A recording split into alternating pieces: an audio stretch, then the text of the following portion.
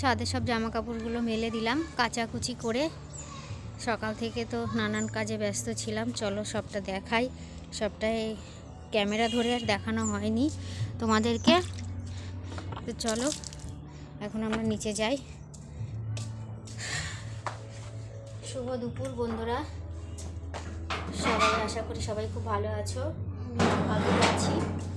তা দেখো যে সিঁড়ির অবস্থা, এই যে কিছু করতে পারি না, কি করব, যতটুকু পারি যেটুকু করার সেটুকুই করি। আরে দেখো এগুলো যে কবে হাত লাগাবো তার কোনো ঠিক নেই, সিঁড়িতে অবস্থা খুব খারাপ।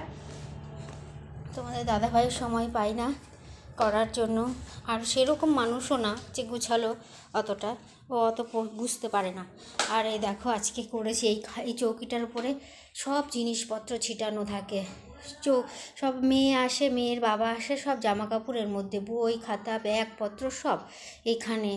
এই যে এটার উপরেও ছিল, সেগুলো সব গুছালাম, এইটার মধ্যে সব ঢুকিয়ে দিয়েছি। আর এই ঘরটা আমি আর মেয়ে থাকি বলে এই ঘরটা একটু গুছানো হয়। তো চলো দেখাতে থাকি। আর দেখো সকালবেলায় আজকে যেহেতু রান্নাবান্না ঝামেলা নেই বলে তাই এইটুকু করা হচ্ছে, যে ভাতটা বসিয়ে দিয়ে স্নান করে ভাত বসিয়ে দিয়ে তারপরে জামা কাপড় মেলতে গেছি। আর আজকে রান্নাবান্না নেই বলতে আজকে ডাল আছে আর পাবদা মাছ আছে, একটু ওটা গরম করে রেখেছি, একটু ডিম ভাজা করে নেব। আর হলো একটু ডিম ভাজা করে নেব, আর একটু ডাল বাটা আছে ফ্রিজে, মসুর ডাল, সেটা একটু বকফুল গাছ থেকে পেড়ে বড়া করে নেব। আর এই যে কি কাজ করছিলাম, এই যে এখান দিয়ে সব এই নিচটাতে পুরো এই মাল প্যান্টগুলো সব ভাঁজ করা ছিল, এগুলো সব সকালবেলায় আগে কমপ্লিট করেছি, করে তারপরে বিছানার গদিগুলো পাল্টেছি। নিচে দুটো গদি পাতা আছে, এখানে একটা ওপরে ছিল, ওটা ওপরেরটা স্লিপ কেটে সরে যাচ্ছিল পিছলে বলে, তো ওটা পাল্টে নিচেই কি করলাম খুব কষ্ট করে, এটা দেখানো হয়নি, দেখাতে পারিনি, ক্যামেরাটা সবসময় ধরা সম্ভব হয় না, হাত দিয়ে তো কাজ করি, তো স্ট্যান্ড থাকলে বড় স্ট্যান্ড থাকলে সুবিধা হয়।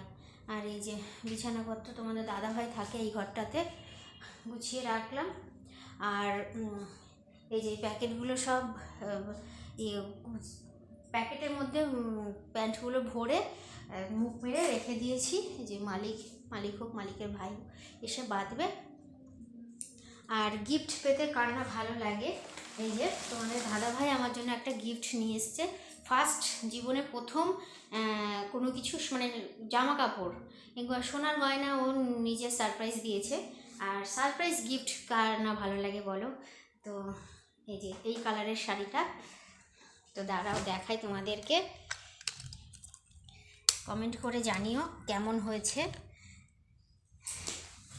আর আমি তো এখনো মুখে ক্রিম লাগাতেও পারিনি। আর এই দেখো শাড়িটায় যে আঁচলটা, আর ভেতরটা এই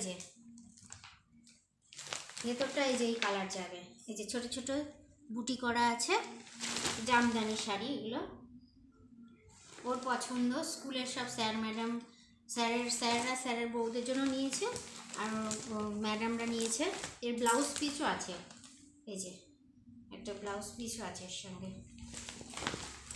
এই যে শাড়িটা এইরকম, এটা আঁচল, আর এই ভেতরটা এরকম হবে, দু রকমের আছে। আঁচলটা শুধু এই কালার। আর কেমন লাগছে অবশ্যই কমেন্ট করে জানিও, শাড়িটা আমাকে বললে কেমন লাগবে একটু জানিও।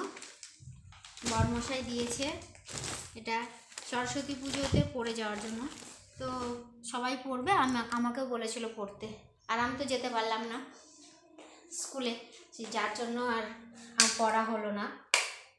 তো 9 মাসের স্বাদে দেখি ওটা পরবো, পরে উদ্বোধন করবো। হ্যাঁ, সবসময় ঘরটা দরজা দিয়ে রাখি, কারণ মাকড়সা ধুলোবালি ঢুকে যায়। আর এখন আমি পারি না খুব একটা পরিষ্কার পরিচ্ছন্ন করে রাখতে, যতটুকু ওই ঘরে কেউ থাকে না, এই ঘরটাই বেশি থাকি আমি, এই যে এই ঘরটাতেই বেশি থাকি, সেই জন্য এই ঘরটাতেই খুলে রাখা হয় জানলাগুলো। এই পাশে জানলাটা খুলে রাখি, এই যে, আর এই পাশে জানলাটা খুলি না। তো একটু সিঁদুর টিঁদুর পরে নিই। আর সবচেয়ে বড় ব্যাপার কি বলো তো, আমি মনে করি ভিডিও করাটা কোনো খারাপ ব্যাপার নয়। আর এটা এটা করলে মনে আমি মানসিক শান্তিটা পাই। একজন মানুষের সঙ্গে কথা বলে বা ফোনে কথা বলে বা কোথাও দাঁড়িয়ে যদি কথা বলি, সেক্ষেত্রে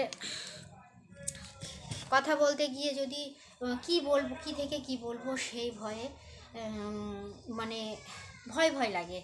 যার জন্য আমি মনে করি ভিডিও করলে পরে সেই মনটা ভালো লাগে এবং সেই ভয়টা থাকে না। আর এই ভিডিও করার জন্য হয়তো আমার অনেক প্রিয় মানুষ, আমার পরিচিত মানুষ হয়তো খারাপ ভাবতে পারে, ভাবুক। তারা যদি মনে করে আমার সঙ্গে কোনোদিন কোনো কথা বলবে না, তাও করতে পারে, কোনো ব্যাপার নেই। আমি এটার জন্য আমি মনে করি আমি এটা কোনো খারাপ কাজ করছি না।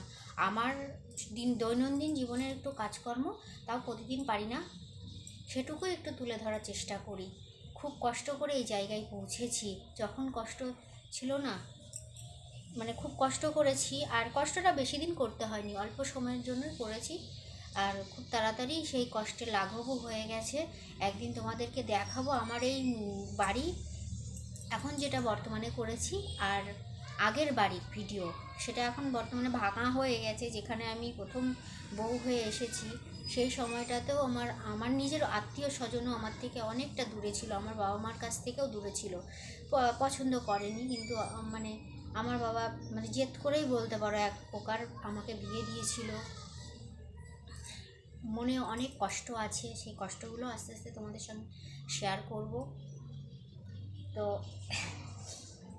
আর তো ঠিক আছে, এখন আমি একটু নিজেকে ফ্রেশ করে মানে মাথাটা আঁচড়ে টাচড়ে তেল ক্রিম মেখে নিই। ক্রিম বলতে বেশি কিছু তো মাখি না, এতদিন ঠান্ডা ছিল, একটু ওই তোমার বোরোলিন হালকা করে বা ভেসলিন মাখতাম, যেহেতু কেমিক্যাল জাতীয় জিনিস বেশি ইউজ করা যাবে না। আর এই যে মুখের অবস্থা দেখতেই পাচ্ছ কীরকম বিচ্ছিরি হয়ে গেছে। হোক, এখন কি করা যাবে, একটা মা হতে গেলে অনেক কিছু সহ্য করতে হয়। আর এখন তো একরকম, তারপরে তো আরও বেশি সহ্য করতে হবে। ওটা নিয়ে কোনো কিছু ভাবি না। নিজের শরীর বা নিজের সৌন্দর্য, এটা আমার বড় কথা নয়, বড় ব্যাপার নয়। বড় ব্যাপার হলো আমি মানে নিজের সমান যতটুকু পারবো নিজের সন্তানদেরকে মানে চেষ্টা করব তাদেরকে ভালো রাখার। নিজেদেরও অবশ্যই ভালো থাকতে হবে, তাদেরকেও ভালো রাখতে হবে যতটুকু প্রয়োজন। তো ঠিক আছে, অনেক কিছু বকবক করে ফেললাম, তোমরা কিছু মনে করো না। আর আমার ভিডিও যদি দেখতে ভালো লাগে অবশ্যই কিন্তু কমেন্ট করে জানিও। শেয়ার করার কথা আমি বলবো না। যদি ভালো লাগে, যে মনে হয় যে এটা শিক্ষামূলক ভিডিও, তাহলে শেয়ার করো, না হলে করো না।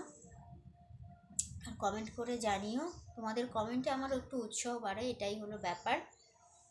তো আমার ঠিক আছে বন্ধুরা, টাটা, আবার পরে কথা বলবো অনেক।